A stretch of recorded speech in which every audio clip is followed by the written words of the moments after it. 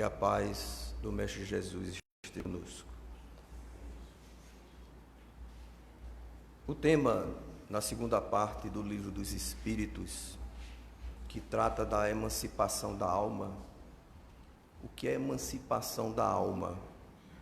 É a alma se distanciar do corpo biológico ou perispírito, sem que o corpo biológico esteja morto.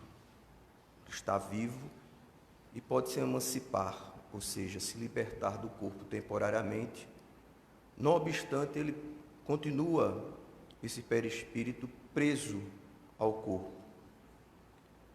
E essas visitas espíritas entre pessoas vivas, porque essas visitas, esses encontros, são no mundo espiritual, porque aqui na Terra não havia nenhum sentido de Allan Kardec fazer pesquisas e documentar no Livro dos Espíritos as visitas entre nós encarnados. Muitas vezes visitamos famílias, amigos, mas durante o sono nós nos desprendemos do corpo biológico. Mas nem sempre fica a lembrança desse período que ficamos durante o sono no mundo espiritual. E muitas vezes visitamos outros entes que estão dormindo e nos encontramos, ele também emancipado do seu corpo biológico, nos encontramos com ele. Ou muitas vezes com pessoas que não temos nenhum conhecimento quando estamos no corpo biológico encarnado. A princípio fica um pouco incompreensível, mas Kardec não veio trazer o aprofundamento do Espiritismo. Allan Kardec veio trazer as bases. Então, muitas das informações vão necessitar, com o tempo, de elucidações, que será conforme o nosso nível intelecto moral, porque muitas coisas que estão no Livro dos Espíritos, segundo o médium Francisco Cândido Xavier, vai ser compreendido em 500 anos. O livro foi trazido para nós para 500 anos. Então não adianta qualquer um de nós termos a presunção de atualizar o Livro dos Espíritos. A gente tem que atualizar o nosso conhecimento, a nossa intelectualidade e a nossa moralidade para poder melhor interpretar e compreender o que está aqui. E as obras de André Luiz elucidam muitas coisas que faltava. Afinal, não havia muito tempo para Allan Kardec. Já fez demais. Antecipou até a sua morte de tanto trabalho. Porque as obras que ele deixou em apenas 15 anos de espiritismo, de começo, no primeiro contato, nas reuniões mediúnicas com os espíritos, para depois desencarnar, é algo assim notável para um espírito encarnado. Então, André Luiz, no livro No Mundo Maior, que é uma obra que podemos dizer assim, da psiquiatria espiritual, né, ele traz ali um espírito chamado Calderaro. Calderaro tem um capítulo nesta obra, essa obra é de André Luiz, psicografia também do médium Francisco Cândido Xavier. E Calderaro, ele elucida, André Luiz, que nós temos dois cérebros quando estamos encarnados. Não adianta fazer tomografia que vocês não vão ver dois cérebros, só vão ver um mesmo. Mas temos um cérebro espiritual. E esse cérebro espiritual, ele é mais dinâmico do que o cérebro biológico, mais amplo em sua captação do meio em que nós estamos habitando. O cérebro biológico, não é? Esse que é cabeça dura mesmo para alguns de nós, esse cérebro, ele só consegue captar através dos seus neurônios o mundo objetivo. O que é o mundo objetivo? É esse que estamos vivendo aqui, dos encarnados. Mas o cérebro espiritual, ele registra o mundo objetivo, nós encarnados aqui, essa vivência, e o mundo subjetivo. O mundo subjetivo é o mundo espiritual. Nós aqui, nesse momento, sentados, né, alguns cochilando, né, muitas vezes não notamos, mesmo cochilando, nosso cérebro biológico para de registrar o mundo objetivo. Mas o cérebro espiritual, não. Ele continua a registrar o mundo objetivo, como também o mundo subjetivo, o mundo espiritual. Então, alguns de vocês que, porventura, se estão na internet ou aqui, for dar um cochilo, provavelmente vão emancipar-se da alma. Mas o seu cérebro biológico, durante o cochilo, não vai registrar a experiência fora do corpo. Somente o cérebro espiritual. Por isso a dificuldade, segundo Calderaro, de lembrarmos dessas experiências no mundo subjetivo, fora do corpo. Porque esses dois cérebros não se unem. Quando você volta ao corpo, as memórias dos dois não se unem. Por isso, nós não lembramos especificamente e claramente dessa experiência. Mas apesar de não se unir as memórias, as intuições permanecem. Tudo que você vivenciou lá no mundo espiritual, durante o sono, quando você volta ao corpo e acorda, você carrega isso em forma intuitiva, que pode ser muito bem usada dependendo do seu grau de desprendimento da matéria. Quanto mais preso à matéria, mais esse cérebro espiritual pouco influi, mesmo em intuição, durante a vida de acordado, não é? Por isso a dificuldade de muitas pessoas acreditarem nessa experiência porque não se lembram. Mas a ciência espírita esclarece o porquê. Então, quando a gente for ler aqui, eu entrei com esses princípios para a gente compreender melhor essa situação das visitas espíritas entre pessoas vivas. Eu trouxe até o livro dos espíritos, não é? É uma edição aqui para velho, pessoas velhas, né? Feito Walter, que não conseguiu ler aqui as letrinhas miúdas, não é? Aí esse livro aqui tem uma letra bem grande, enorme, né? Aí na questão 413, eu vou ler aqui e a gente vai trabalhando juntos, né? Do princípio da emancipação da alma, parece decorrer que temos duas existências simultâneas. A do corpo, que nos permite a vida de relação ostensiva, e a da alma, que nos proporciona a vida de relação oculta, aquela do mundo subjetivo. É assim? Os espíritos dizem que não. Não é bem assim. Não há duas existências. É uma única existência, como eles dizem aqui, não é? Mas com fases diferentes.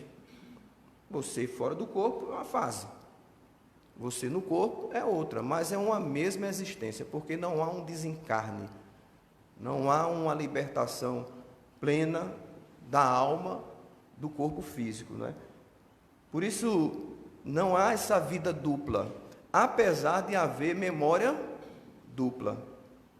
O cérebro espiritual, os seus neurônios, porque o espírito Calderaro, a gente tem que tomar muito cuidado com as palavras dos espíritos nas obras, porque não tem um termo aqui na vida material.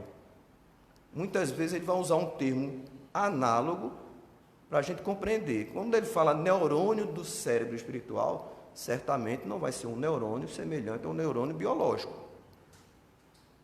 Ele vai ter outras atividades, mas esse cérebro espiritual, mesmo aqui em estado de vigília, estamos todos acordados, ele capta todo o ambiente, esses neurônios. Inclusive, vocês estão de costa para um objeto aqui, e o seu cérebro biológico não vai registrar esse objeto, mas seu cérebro espiritual vai. Os mínimos detalhes dessa sala, das pessoas, das roupas, dos sapatos, não é? Vocês não estão vendo aquele vaso verde ali, né? Não deve ser uma planta real, deve ser artificial, porque desde que eu faço palestra aqui que ela não morre e não leva água. Então, eu creio com o meu cérebro biológico que aquela planta ali é artificial. Então, vocês não estão registrando com o cérebro biológico, mas estão registrando isso na memória do cérebro espiritual. É tanto que quando vocês daqui a 1000 anos, né, só o Sebastião vai estar vivo daqui a 1000 anos, vocês vão fazer uma regressão espiritual dessa memória e vocês vão criar mentalmente todos esses detalhes aqui. Quem captou isso? O cérebro espiritual. Ele capta o mundo objetivo, tanto quanto o mundo espiritual. Até os espíritos que estão aqui invisíveis, não conseguimos ver, está registrado na nossa memória. Se quiser um retrocesso, você vai ver que havia espíritos aqui. Então, o potencial desse cérebro espiritual é enorme. Então, quando ele fala neurônio, é alguma coisa semelhante com o mecanismo de registrar na memória espiritual, no arquivo da alma. Então, não há aí duas existências.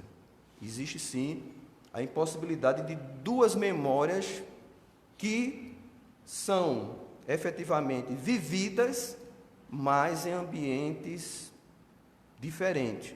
O mundo objetivo e o mundo subjetivo. Então, por isso, não há aí uma dupla existência. Kardec também pergunta: podem duas pessoas que se conhecem visitar-se durante o sono? Certo. E muitos que julgam não se conhecerem costumam reunir-se e falar. As pessoas que você não conhece. Você não conhece. E você vai criar uma amizade com esses espíritos no mundo espiritual. Ele completa aqui: podes ter, sem que os suspeites, amigos de outro país. Eu mesmo, particularmente, gente, eu acho que eu não conheço ninguém de outro país. Porque muitas vezes as pessoas pensam que no mundo espiritual, as pessoas que desencarnam na Alemanha, por exemplo, ele vai conseguir falar com a pessoa desencarnada na língua portuguesa. Não vai. Quase 2/3 da população mundial, ao desencarnar, vai falar o mesmo idioma na região das nações, né? E muitas vezes com os mesmos hábitos, culturas e tudo mais, porque estamos, esses quase 2/3, muito presos aqui à matéria. Então, aquela ideia de conversar em pensamento, tudinho, é mais para os espíritos superiores. Isso fala, não é, o André Luiz no livro Evolução em Dois Mundos. Ele diz assim: apesar dessa capacidade potencial que a gente tem, a gente vai ainda se comunicar pela língua das nações, porque eu tenho dificuldade de aprender uma língua que não a portuguesa. Eu tentei decorar um idioma assim, um sotaque mais americano do IES, mas só sai no matuto, no nordestês.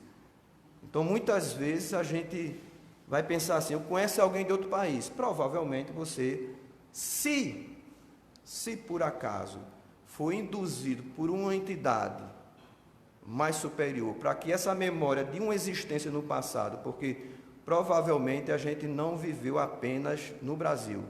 O Brasil só tem pouco mais de 500 anos. A gente deve vivido na Europa, na Ásia, em qualquer outro lugar. Então, provavelmente a gente tem algum idioma aqui guardado no nosso subconsciente, mas com dificuldades, por nosso apego às coisas do mundo material, de utilizá-lo no mundo espiritual. Mas pode sim a possibilidade de você conhecer alguém de outro país. Kardec era 1857. A Europa, se vocês tiverem ideia, vocês olham o mapa mundi, né?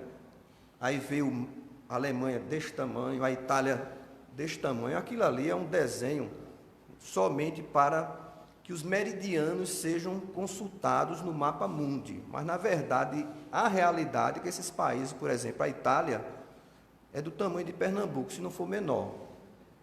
Mas é somente para mostrar os meridianos, né, as linhas, né, magnéticas do nosso planeta. Só para isso. Aí criam aquele tamanho enorme. Então, provavelmente, a gente deve ter vivido na Europa, quando Kardec recebeu essa resposta. Então, os países da Europa têm muitas, por exemplo, se você for para a Suíça ou para a Suécia, fala vários idiomas: italiano, espanhol, francês, inglês, a própria língua sueca e outros dialetos no próprio país. Então, essa ideia de você conversar com outras pessoas de outros países é mais ligada a países vizinhos da Europa que falam muitos idiomas, né? Idiomas semelhantes. Portugal, a gente vai encontrar Espanha, Itália, tudo línguas, França, línguas latinas, que têm uma semelhança que propicia que você se comunique no plano espiritual durante o sono. Mas, provavelmente, a gente vai ter dificuldade de conversar. A não ser vocês, né? Que pela cara de vocês, vocês são poliglotas, né? Fala nordestês, não é cearês, pernambuquês. Então, é tão habitual o fato de ir desencontrar-vos durante o sono com os amigos e parentes, né, com o que conheceis e que vos podem ser úteis, que quase todas as noites fazeis essas visitas, até com os inimigos dessa vida.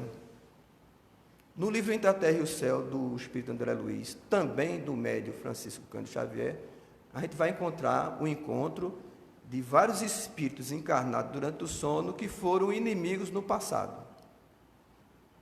Porque eles reencarnaram para uma reconciliação. Eu já fiz uma palestra aqui, deve estar aí no arquivo do YouTube daqui da instituição, Entre a Terra e o Céu, em que grandes amigos se tornaram grandes inimigos por conta de uma mulher. Por conta de uma mulher. Só porque um foi apresentar o outro se apaixonou, que o outro também, que a mulher se apaixonou. É uma confusão. No final, se tornaram grandes inimigos e com tragédias. Um suicidou-se, um desenvolveu um sentimento de culpa enorme e o outro foi assassinado. Tudo por conta de um crime passional, de uma experiência passional. E reencarnaram para a reconciliação, mas estava tendo dificuldades essa reconciliação. Por quê?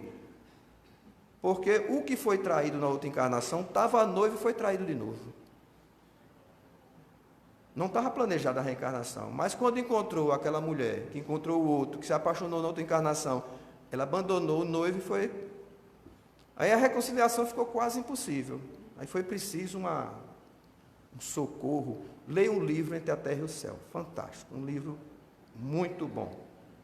E aí, para entrar em acordo, eles se desdobraram, saíram do corpo, se encontraram numa reunião, esses encarnados, e no momento, André Luiz estava com o espírito, se eu não me engano, era Clarencio, e Clarencio induziu ele a essa memória. Eles voltaram à memória e assumiram tanto a forma perispiritual como a personalidade da outra encarnação, da confusão. E se reconheceram, como se estivesse na Guerra do Paraguai, que foi a época que eles estavam nessa confusão. Então vejam só, aí houve uma grande discussão, mas no final eu não vou contar para vocês. Leiam o livro. E muitas vezes, né, como está dizendo aqui, essas pessoas, né, se reúnem em grupos para serem evangelizadas durante o sono. No livro, também no Mundo Maior, aí já é outro espírito, não é? Um espírito que estava assim sacrificando o seu nível evolutivo para ajudar os espíritos encarnados aqui na Terra passando por dificuldades. E eles reuniram durante o sono 1.200 espíritos. Emanciparam do seu corpo, se reuniram no plano espiritual para escutar esse espírito chamado Eusébio. E Eusébio esclarece a eles, e esclarece também o que André Luiz estava testemunhando daquela reunião. Ele é esclarecido, né, por Calderaro, de que desses 1.200, 820 são espiritualistas. Ele poderia ter dito espíritas. Então, provavelmente, dos 1.200, 820 eram espiritualistas e outros eram espíritas, tinham conhecimento do espiritismo. Mas todos os 1.200 estavam com problemas de dificuldades, de se encaminhar para o crime ou de enlouquecerem. E esses 820 provavelmente eram evangélicos e católicos. E eles estavam sendo evangelizados porque eram espíritos com um coração bom, com vontade de mudar, de ajudar, de se ajudar, mas ao mesmo tempo viviam um conflito. Conflito provavelmente pela religião em que eles adotam. Então eles são esclarecidos sobre a imortalidade da alma, sobre a reencarnação e principalmente sobre a salvação. O Espírito vai dizer: não devemos esperar pelo céu. Ele, no diálogo com essa reunião, nós é que devemos ir de encontro ao céu. Porque se a gente esperar pelo céu, como algumas doutrinas que respeitamos essas crenças, mas nós temos a nossa, o Espiritismo veio revelar que a gente tem que progredir. Quem quiser alçar voos mais altos, com asas de anjos, tem que resolver seus problemas que impedem que essas asas existam.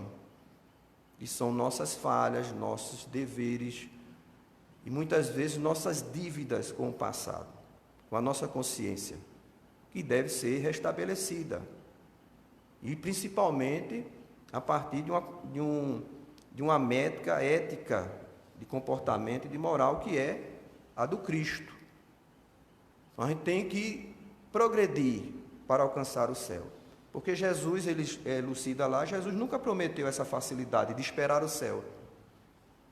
Eu vejo muitos espíritas, muitos confrades, infelizmente esperando o mundo de regeneração. A gente poderia transformar esse céu em mundo de regeneração. Tem muita gente que não está se encaminhando para o mundo de regeneração, está esperando que ele venha. Aí vai vir um mundo de regeneração, mas ele vai estar em outro planeta. Ele não vai estar aqui, porque ele não progrediu. Porque o mundo de regeneração ainda assim vai ser um mundo com o mal. E ainda vai haver expiação. Então tem muita gente no movimento espírita que está vendo o mundo de regeneração como se fosse um verdadeiro céu. E não é. Ainda vai haver expiações. Mundo bom é Júpiter, gente. Pense no mundo bom. A pessoa vive lá 5 séculos, se comparado aqui. Vejam só. Sabe por que vive 5 séculos? Porque alcançaram um nível evolutivo que suporta a sogra por 5 séculos. A gente não suporta a sogra. Não suporta nem um cunhado por 5 séculos. Quanto mais 70 anos, 80 anos. A gente não consegue suportar alguns familiares. Como é que a gente quer viver 5 séculos? Só Sebastião, que é um anjo, não é? O grau de evolução dele. Aí a gente quer que o céu venha até nós. Não. Nós temos que nos dirigir até ele através do progresso intelecto-moral. E muitas vezes nós podemos aproveitar do momento do sono. Reunião mediúnica na casa espírita. Eu já testemunhei cada coisa depois da reunião. A pessoa sai da reunião correndo para assistir uma novela. O último capítulo. Meu Deus do céu, eu fiquei pensando assim, como deve ter sido a reunião mediúnica com esse personagem, com essa médium. Ela deve ter evocado, um ator de novela na hora. Em espírito nenhum. Todo envolvido psiquicamente com o desejo de... E André Luiz elucida lá que muitos médiuns, depois da reunião mediúnica, continuam a reunião mediúnica durante o sono. A não ser que está muito preocupado com a novela. Porque ele vai se despertar no plano espiritual, vai correr para onde? Grupo de fofoqueiros de novela. Aí vão conversar sobre novela. Olha, aquele ator, aquela atriz, aquele é um marginal. Isso mesmo. Nós vamos ser atraídos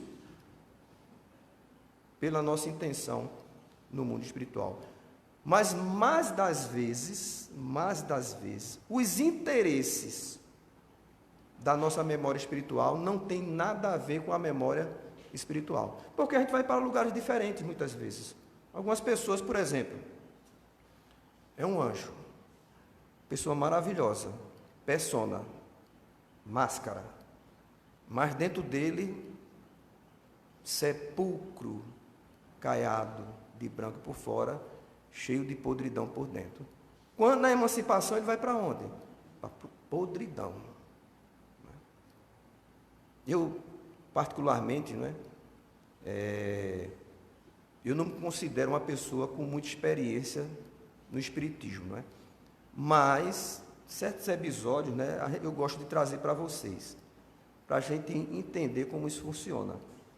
Eu passei um sinal vermelho aqui em Caruaru quando botaram o primeiro sinal na Agamenon Magalhães. Eu não sabia. Subi a professor José Leão e passei o sinal vermelho. Nem vi o sinal. A mente estava tão concentrada e vi uma senhora cheia de criança no carro. Ela deu um freio que cantou o pneu e ela passou, fiz assim pedindo desculpa e a persegui. Quando lá pelo girador, quando havia o girador, não é? Alguém de vocês aqui, pelo cabelo branco, deve lembrar do girador. Então, ela parou porque tinha a vez, e eu parei do lado dela e pedi mil desculpas. Eu digo, pelo amor de Deus, eu não sabia. Ela disse, não se preocupe não tive nenhum problema. E eu fui para casa, depois das desculpas, né? Bem tranquilo. Mas tinha um espírita na esquina, um espírita. E esse espírita era trabalhador de uma casa espírita que eu faço palestra. Aí quando eu cheguei, que eu sempre sou agendado para essa casa espírita, ele estava na frente, na porta aqui. Parecida com essa porta aí, me esperando. E o pezinho batendo. Quando a pessoa cruza os braços e bate o pé e olha para você, alguma coisa vai vir. E eu fiquei olhando assim, eu olhei para trás para ver se não era eu, não é? Mas era eu mesmo, não tinha ninguém. Aí chegou assim, muito bonito, não é? Aí eu digo, elogio, né? Redundância, porque Edson e bonito é a mesma coisa. Aí ele olhou para mim, você passou um sinal vermelho? Você chega aqui e faz palestra, com essas palavras bonitinhas, olha, ele me deu uns culachos, mas eu me concentrei, digo, me perdoe, meu amigo, me perdoe, porque realmente o problema agora está com você. Porque a senhora, ela não, nem eu, nem a senhora que eu pedi desculpa, ela... não, você tem que, de alguma forma, reparar isso. Eu digo, tá bom. Fiz a minha palestra e fui-me embora. Pedi perdão a ele, né? E fiz umas orações para ele, né? Porque, olha, gente, esse povo, ele fica com você na mente, faça oração por ele, viu? Faça uma oração por ele. Não se magoe com esses caras, não. Pelo contrário, você faça prece para ele se desligar de você. E passou-se os meses, tudo mais, e ele era daquele espírita que buscava a pureza doutrinária. Olha, se vocês escutarem um espírita dizer assim, nós temos que trabalhar a pureza doutrinária, ele é de Júpiter.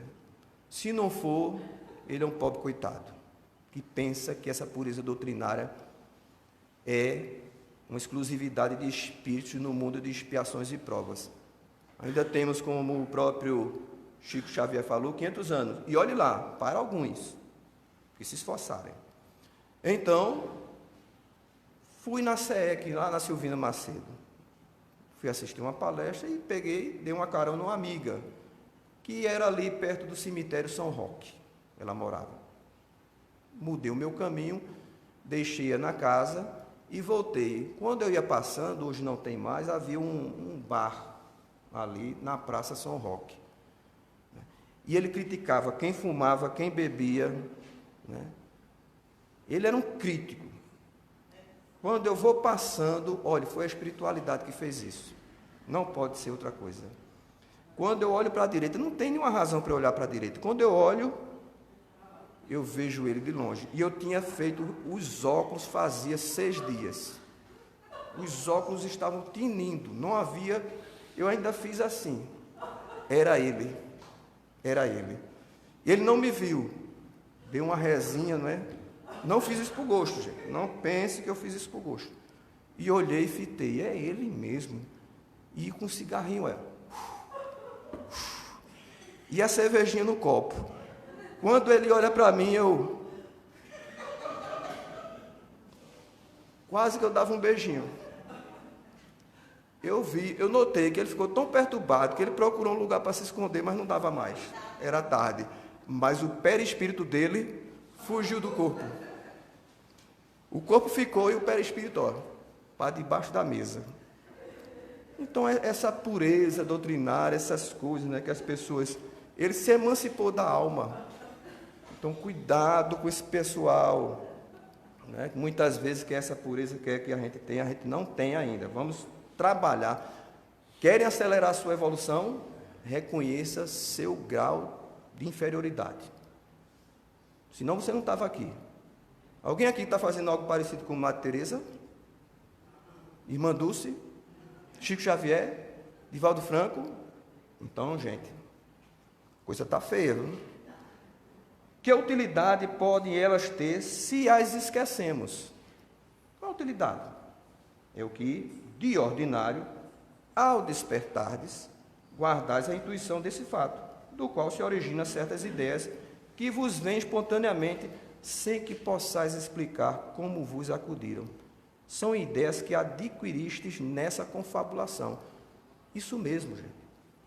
Se a gente criar um hábito de fazer preces, né?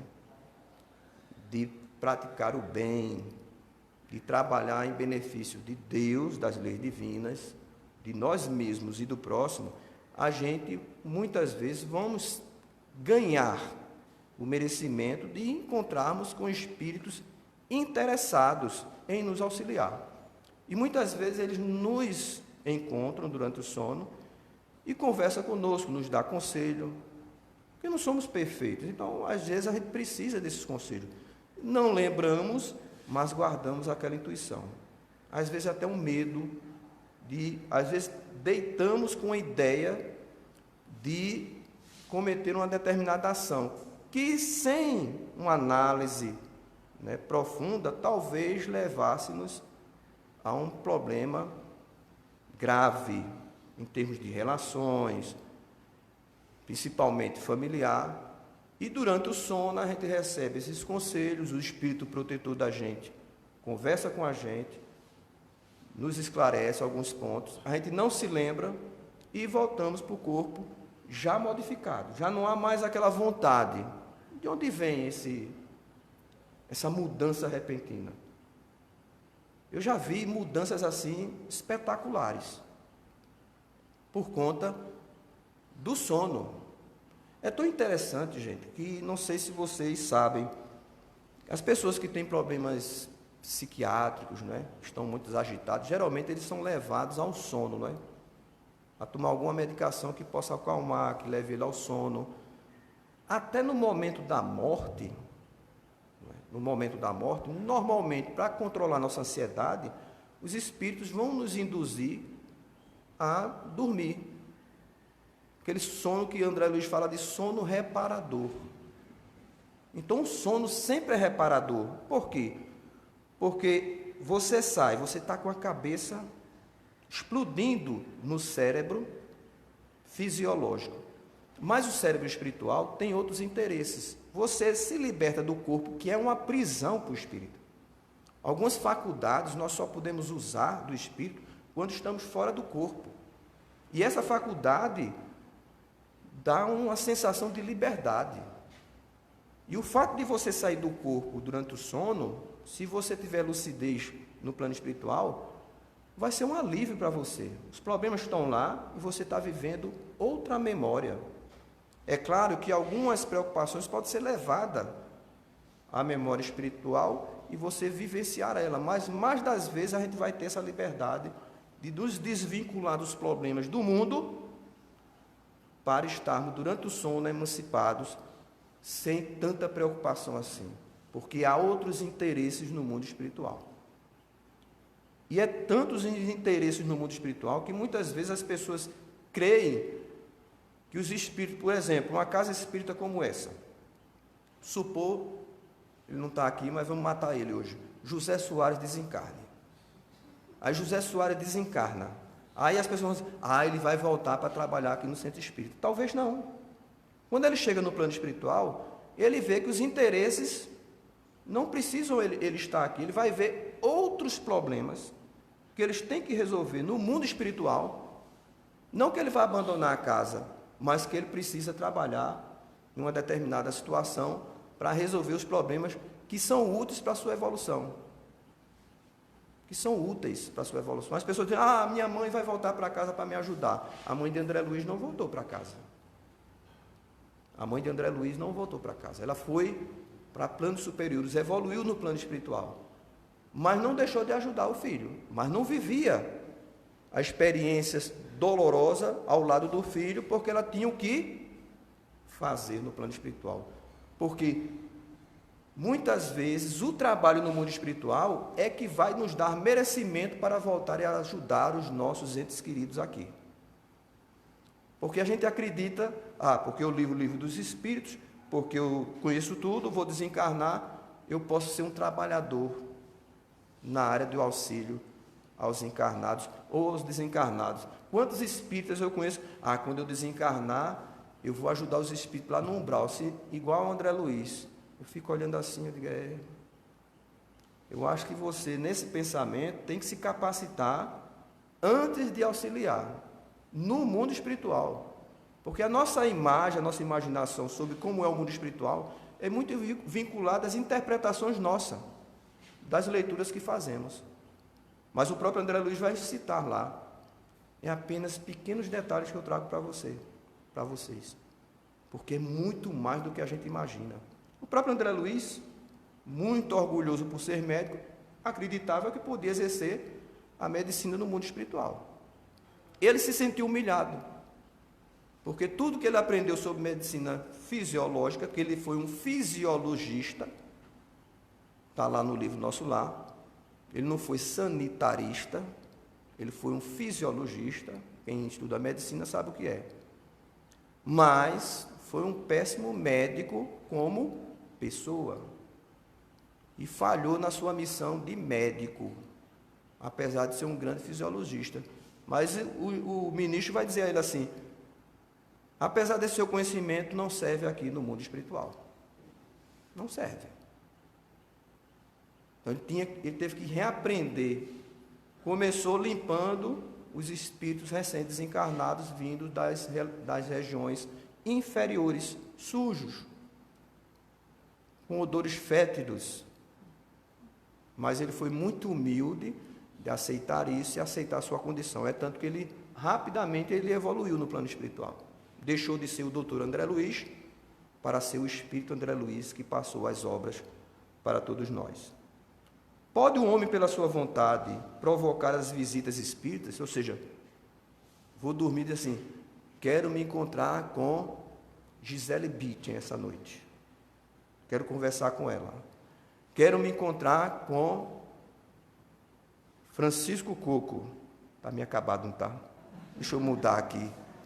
Botar alguém mais, não é porque eu não assisto mais novela, eu fico perdido, né? Então, algo assim, aí a Kardec, quero esta noite encontrar-me com o espírito de fulano. Isso é possível? Aí os espíritos dizem assim, pode coincidir que você encontre ele, mas não foi sua vontade não, seu pedido não. Que a resposta é muito longa, eu vou resumir para vocês. Então você pode pedir, mas nem sempre, porque como a gente falou aqui, os interesses fora do corpo é diferente dos interesses no corpo. Chega lá, você é desprendido, a sua memória espiritual do mundo subjetivo é mais importante do que a memória do mundo objetivo. Aí você esquece dessa vontade que você tinha e vai resolver outros problemas mais úteis para a sua evolução e para a solução de alguns problemas seu no mundo objetivo, entre nós encarnados. Então, isso não é uma coisa absoluta. Se ocorrer, os espíritos dizem aqui, não é porque você pediu. Se ocorrer, não é porque você pediu. Provavelmente é porque você já se encontrava e, por intuição, você sentiu vontade. Quantas pessoas que eu conheço, né, que dizem assim, sonhei com meu pai desencarnado, com meu avô, com minha mãe. Não se lembra o quê, mas sabe que houve esse encontro com pessoas desencarnadas. E muitas vezes com pessoas, que é o caso da última pergunta aqui, que espíritos que a gente passa anos sem se ver, encarnados, anos, e a gente se encontra com ele, mesmo porque ele viajou para outro país, para outro estado, a gente se encontra com ele e mata a saudade. Pode se encontrar. Isso pode ocorrer também, segundo as respostas para Kardec, com pessoas desencarnadas também. Você emancipado durante o sono, a sua alma se encontra com pessoas encarnadas ou desencarnadas, que faz tempo que você não vê mais. E tem mais, podemos nos encontrar com pessoas encarnadas, que não faz parte da nossa vida aqui de encarnados, mas que a gente conviveu com ela em outras encarnações. Mas ela está numa experiência em outra família, talvez em outro país, talvez em outra cidade, talvez em outro estado. E você se encontra com ela durante o sono. E conversam. Então essa memória não vai para a memória biológica, essa memória espiritual. Mas quando você volta novamente ao mundo espiritual durante o sono, essa memória retorna do mundo subjetivo. E a gente não vai ter nenhuma ideia de que isso ocorreu. Não vai ter. Porque estamos muito impregnados, porque o corpo biológico realmente é um limitador para as faculdades do espírito, principalmente a memória espiritual, não é? Então, a última aqui, uma pessoa que julgasse morto um de seus amigos, sem que tal fosse a realidade, poderia encontrar-se com ele em espírito? Você pensa que a pessoa morreu. Aconteceu isso comigo ontem. Eu estava no estudo lá na AME, e uma senhora que fazia 18 anos que eu não a via. Ela era do movimento espírita desde que a gente é um grupo de estudo que depois fundamos a SEEC. E ela continua na SEEC, mas eu não tinha mais a vista. E eu vi na rede social, porque a rede social é, olha, uma rede social, pelo amor de Deus. Eu gosto de rede social, tem muita utilidade, mas tem certas coisas, né? Porque todo mundo agora está usando filtro. Você chega lá, aí eu vi o rosto dela, aí assim, o luto. Aí quando eu olhei, era o rosto dela. Eu não observei quem era a pessoa. Mas todo mundo usa filtro, né? E geralmente, quando a pessoa morre, pega uma foto bem bonita, né? Para botar, não coloca aquela foto da idade que você está morrendo, desencarnando. Realmente bota aquela foto. Aí você fica... E eu pensei que era ela. Fiz até prece para ela. Isso faz mais ou menos uns 10 anos que ocorreu. Quando eu chego, está ela lá, com a esposa de Valderi, né, Clênia, acompanhando ela. E as duas se encontraram, frequentam a SEEC, e disse, olha, vamos lá para a AME, que você está fazendo um estudo. Eu digo, vamos. Quando eu olhei para ela, tive um choque. Eu digo, também eu não falei, né? Nada disso. Mas no decorrer do estudo, tratou-se sobre essa questão do conhecimento espírita, né? Que pode sim, você receber a notícia no mundo espiritual, conversar com a pessoa que você acreditava que estava morta e ela está viva, em qualquer outro lugar, só que ela estava aqui, essa minha amiga, pertinho. Mas por incrível que pareça, foram muitos anos sem a gente se ver. Mas pode sim, e pode até ser que você receba, durante o sono, a visita de um espírito e diz assim, olha, eu desencarnei, faz meia hora. Aí você desperta. Aí vem aquela intuição, fulana. Já conversei com muitas pessoas que passaram, não só no sono, como também em vigília. Sentir aquela intuição. Por quê? Porque você pode, todos nós somos médiuns. Você, por um momento qualquer, você pode emancipar sua alma rapidamente, entrar em contato com o mundo espiritual e entrever o mundo espiritual, inclusive espírito, e voltar para o corpo rapidamente e sentir essa sensação. E pode ocorrer também por telepatia. Você é tão ligado à pessoa que quando a pessoa desencarna, você sente. Os espíritos que reencarnam gêmeos aí, tem uma ligação, alguns têm ligações fortes. E quando ocorre alguma coisa com um, tem que ligar. Eles vão viver a vida individuais, casam-se, mas estão ligados psiquicamente. E pode ser transmitindo isso via telepatia. E você interpretar essa mensagem telepática da sua forma. Tem uma obra, se eu não me engano, que é de Gabriel Delano, ele fala na experiência de um amigo que ele transcreveu, que ele estava sentado E as portas dos armários, da janela, começaram a bater. Mas isso foi tudo fruto da mente dele. Mas ele viu as portas abrindo, batendo, tudo mais. Aí naquele momento ele se assustou. Aí como se despertasse, aí viu que as portas estavam no lugar, não tinham. Aí ele ficou pensando e lembrou de uma pessoa que ele tinha muito afeto naquele momento. Ele lembrou fortemente, aí ficou preocupado. Um pouco tempo depois chegou a notícia de que o amigo havia desencarnado. Então essas ligações podem ocorrer e pode também durante o sono.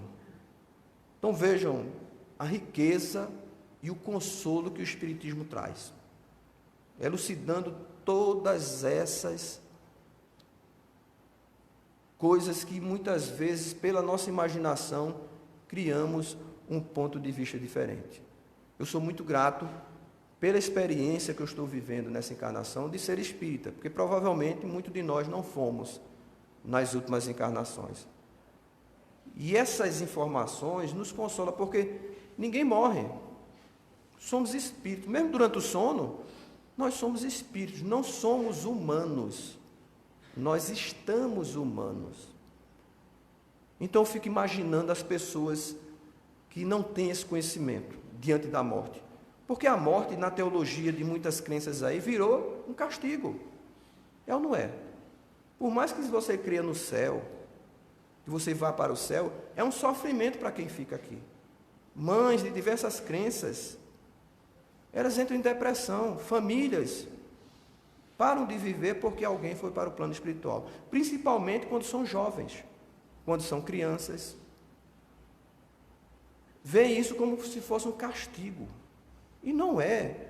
É um fenômeno natural da lei de Deus. Mas só o Espiritismo vai elucidar o porquê isso ocorre com alguns e outros não. Através da lei de justiça. Mas também essa lei é de amor e de caridade.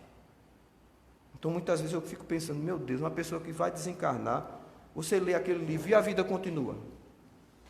Duas pessoas que não eram espírita, uma tinha um princípio já de algumas noções de espiritismo, mas muito pouco. Se encontram no hospital, doentes, iam fazer uma cirurgia, desencarnam. E se encontram no mesmo hospital, se conheceram no hospital, não se conheciam antes, e se encontram no mesmo hospital, no plano espiritual. E confusos. Não estavam nas zonas umbralinas, só que eles não perceberam que fazia 5 meses que haviam desencarnado. Não perceberam.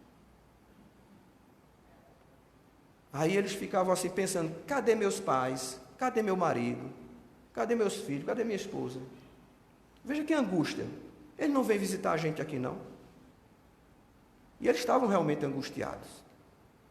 Aí era um hospital com muita gente. Tinha um jardim e os enfermos iam passear no jardim. Aí sempre nesses lugares tem fofoqueira. Tem fofoqueira. Aí a fofoqueira chegou, disse, vocês sabem por que a gente está aqui? Aí eles ficaram curiosos, né? Não, por quê? Porque a imaginação deles pensava que estavam loucos. E estavam proibidos de receber visita porque estavam loucos. E estavam numa clínica psiquiátrica, na cabeça deles. E tudo que eles perguntavam aos enfermeiros médicos, com o tempo você vai saber o que está acontecendo. Aí a fofoqueira disse, a gente morreu. Quem é que vai acreditar? E é mais, a fofoqueira disse, olha, eu vi falar aqui que a gente morreu. Porque o fofoqueiro ele fala bem baixinho, né? E tem mais, eu tive a oportunidade, a permissão de sair e visitar uma casa aqui fora do hospital. Vocês sabiam que tem 100 mil pessoas morando aqui, nessa cidade que a gente está? Aí que cidade é essa? É uma cidade dos mortos. E olha, e tem indústria, tem transporte de graça, tem um sistema de saúde de graça, melhor do que o SUS, e a cidade é super limpa, parece Caruaru, de tão limpa. Aí como é que vai entrar na cabeça dessas pessoas que existe isso no mundo espiritual? Se elas não tiveram nenhuma iniciação sobre esse tema. Aí disse, não, a gente está doido mesmo. E essa mulher é pior do que a gente. Olha, se a gente está com essa doida aqui, então a gente está doido também. Estamos internados numa clínica psiquiátrica. E foi preciso mostrar essa cidade, eles saíram, receberam o alta, tudinho. Mesmo assim, a dúvida continuou. Disseram, vocês estão desencarnados. Mas como eu estou desencarnado se eu estou me vendo aqui como eu estou? É o meu si mesmo, é a mesma coisa do meu si mesmo quando eu estava encarnado. Meus hábitos, meus gostos, meus quereres, tudo, não mudou nada. Como é que eu posso estar morto? Que a imagem é que a gente vai ficar feito fantasminha, transparente, não é? Ou então com asinha, com uma luzinha aqui na cabeça, a imagem. Ou tocando liras. Gente, eu tocando lira, hein? Coisa, com aquela roupinha, não fica muito legal. Então, eles saíram, se aperfeiçoaram, se adaptaram, mas duvidavam que estavam vivos. Até que a senhora lá foi levada junto com a equipe para socorrer espíritos nas zonas inferiores, para ela começar a... Aí quando ela chegou lá, diante dela veio um espírito, naquela multidão querendo atacar a equipe, né? Aí sai um espírito lá de dentro e diz assim, fulana. Aí ela disse, fulano, é você? Porque era um ex-noivo dela que havia desencarnado. Um ex-noivo dela. Quando ela era ainda muito jovenzinha. Ele desencarnou. Aí ela disse assim, e ela foi para o enterro. Ela foi para o velório. Talvez até ela jogou um pá de terra lá no... Agora eu tenho certeza que eu estou morta. Aí o ex-noivo dela, agora eu tenho certeza que eu estou vivo. Que eu estou vendo você. Veja que confusão. Até ele duvidava que estava vivo, estava morto. É o que ocorre muitas vezes nas reuniões mediúnicas. Espíritos que vêm e não acreditam que estão mortos. É preciso a gente conversar bem. Agora veja uma pessoa que tem a lucidez espírita. Uma amiga minha lá de Recife. Ia fazer uma cirurgia de vesícula. Cirurgia de vesícula, gente, é só, olha, aqueles ferrinhos, né? 2 furinhos ou 3 aqui no abdômen, e com poucos dias você vai para casa. É muito difícil haver uma complicação. Mas ela, como boa espírita, mais de 40 anos, dirigente de uma casa espírita, trabalhadora na área do bem, estudiosa, se despediu da família. Chamou todo mundo, olha, se eu desencarnar, vocês não se preocupem. Olha, se vocês sentirem que estão para morrer, façam isso com os familiares. Façam isso. Acalmem antes que haja o desespero depois. Olha, não se preocupe, olha, eu sei como é o mundo espiritual. Ela falando com os familiares. Não chore, olha, não se desespere, eu estou viva, vou me adaptar e depois eu volto para ajudar vocês. Durante o sono eu vou conversar com vocês aí, para matar a saudade. Aí tudo bem, foi para a cirurgia, tomou anestesia geral e voltou para o quarto. Quando estava no quarto, anestesia geral, quem já tomou, eu já tomei, ela demora um pouquinho para a gente se adaptar às luzes, tudo fica meio diferente, as pessoas ficam meio embaralhadas, a anestesia voltando, né? E olhou, a enfermeira entrou para lá, ela não conseguia ver bem o rosto da enfermeira. Aí a enfermeira disse, olha, qualquer coisa, está sentindo alguma coisa, enjoo, quer água, quer alguma coisa? Ela disse, não, não precisa não, estou bem. A enfermeira volta de novo, depois do intervalo. Aí pergunta, não, você está bem? Você está precisando de alguma coisa? Não está sentindo nada? Dor de cabeça, alguma coisa? Alguma dor? Ela disse, não, não estou sentindo não. Agora deixa dessa enrolação. Aí a enfermeira, enrolação, eu digo, eu sei que eu desencarnei. Não adianta, eu sei que eu desencarnei. A enfermeira disse, desencarnar, o que é isso? Não, eu sei que eu estou morta. Eu sei que vocês temem que eu tenho choque. Não precisa que eu sou espírita. Ah, a senhora é espírita? Eu sou. Agora me diga em que colônia eu estou. Aí a enfermeira disse, colônia? Colônia que eu conheço é só seiva de alfazema, essas coisas. Colônia? Sim. Não, minha senhora, a senhora não está. Não adianta me enrolar. Aí ficou nervosa. Aí a enfermeira chamou o médico. Aí o médico disse, pois não, o que está acontecendo? Essa enfermeira está tentando me enganar. Eu sei que eu estou morta. Eu desencarnei. Não, a senhora está viva, a senhora fez a cirurgia. Olhe, até o senhor.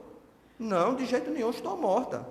Aí o médico disse, não, vamos dar um calmante a você. Não, não quero calmante não.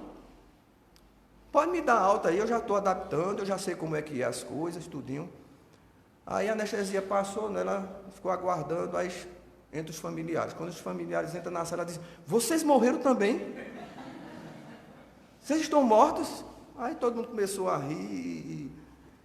Mas é a consciência. Imagina essa senhora, quando desencarnar, vai ter problema? Nessa primeira adaptação? Pois é, conhecimento espírita é uma vantagem para nós chegarmos no mundo espiritual. O conhecimento espírita é sim, gente, com toda certeza. É uma grande vantagem. Mas não nos esqueçamos jamais que mais vale o bem que se faz. Não adianta ser só espírita. Não adianta. Acreditar na imortalidade da alma, acreditar na reencarnação. Até as pessoas mais, os estultos, as pessoas sem bom senso, também acreditam. Então a questão não é de crença, é de vivência. Então viver para o mundo espiritual, para a vida futura, é viver com fé espírita, racional. E a fé espírita exige conhecimento e muito amor, expressada na caridade. Muita paz a todos vocês, que tenham um bom sono esta noite.